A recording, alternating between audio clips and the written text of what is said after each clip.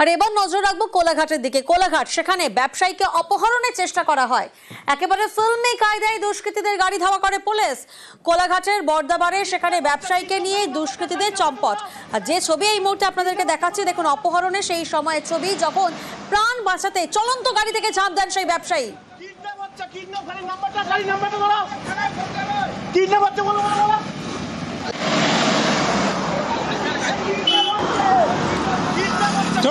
দেখছি বলো,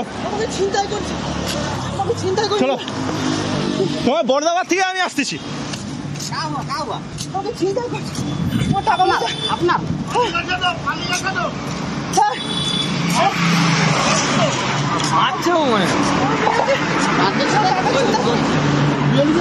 টাকা লাইনি তো, তাহলে ঠিক আছে না, তুমি আর কোনো চিন্তা নেই, আর কোনো চিন্তা নেই।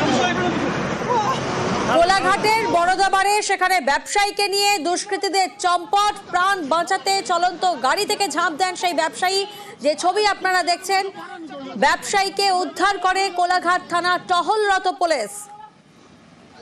সুজিত প্রতিনিধি এই মুহূর্তে আমাদের সঙ্গে রয়েছেন। সুজিত, সেই গাড়িকে কি ট্রেস করা গেছে এবং এই দুষ্কৃতীদের কি চিহ্নিতকরণ করে পুলিশের তরফ থেকে কোনো পদক্ষেপ?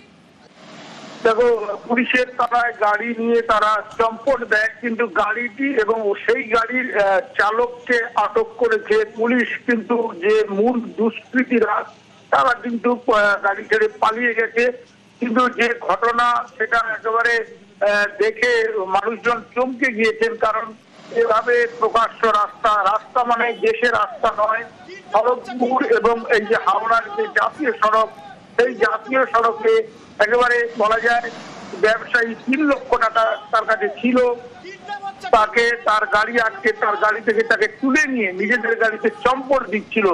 এবং সেই সময় গাড়ির মধ্যে একটা চেষ্টা করে ওই ব্যবসায়ী পালিয়ে যাওয়ার বা গাড়ি থামানোর, কিন্তু চিৎকার তার করার ফলেই রাস্তায় টহলরত যত পুলিশ ছিল তারা যখনই ফলো করতে শুরু করে, দুষ্কৃতীরা বুঝে যায় যে বিপদ আছে। পুলিশ পুরো তাড়া করে এবং তারপর বলা যায় ওই ব্যবসায়ী একটা ঝাঁপ দিয়ে পালাতে সক্ষম হয়।